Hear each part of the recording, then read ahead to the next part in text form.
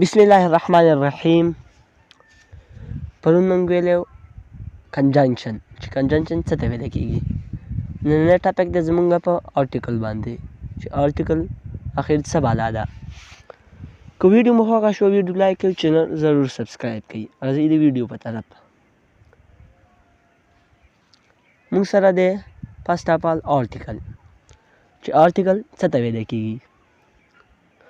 آرټیکل زمونږ سره څو دي؟ آرټیکل زمونږ سره دي درې. زمونږ سره A N او دا زمونږ سره څه دي؟ دا زمونږ سره آرټیکل دي. بیا دغه دوه حصې شوي دي، یو ډیفینټ آرټیکل ته او بل انډیفینټ آرټیکل ته. نو ډیفینټ آرټیکل څه ته ویل کېږي او انډیفینټ آرټیکل څه ته ویل کېږي او دا کوم کوم دي؟ ډیفینټ آرټیکل ویل کېږي مخصوص چې یو مونږ یو سپیسیفیک شي خوستلو دپاره، لکه هغه دپاره مونږ به ډیفینټ آرټیکل استعمالو. او بل دی زموږ سره انډیفینټ آرټیکل. هغه آرټیکل ته ویل کېږي کوم چې لکه مخصوص نه وي، هغه ته څه ویل کېږي؟ هغه ته ویل کېږي انډیفینټ آرټیکل. اوس به دا مونږ ډیفینټ آرټیکل کوم ځای کې استعمالو او انډیفینټ آرټیکل به مونږ کوم ځای کې استعمالو. نو ډیفینټ آرټیکل زموږ سره دا د به مونږ کوم ځای کې استعمالو؟ د به مونږ په هغه ځای کې استعمالو په کوم ځای کې چې سپیسیفیک شی مونږ ښو. هغه دپاره مونږ څه استعمالو؟ هغه دپاره مونږ د استعمالو که څرنګې د فیلډ د ټري، هغه زموږ سره دي AN. دا زموږ سره څه دي؟ دا زموږ سره انډیفینټ آرټیکل دي.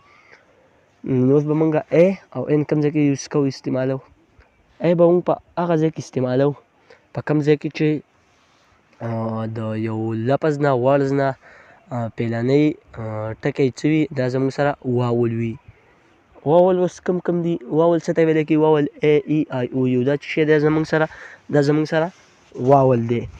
که چېرې دا په یو ورډز نه مخکې وو، د یو ورډز مخکې دا څه واول الفاظ وو، دې لپاره دې سره به مونږ د AN یوز کوو، استعمالو به.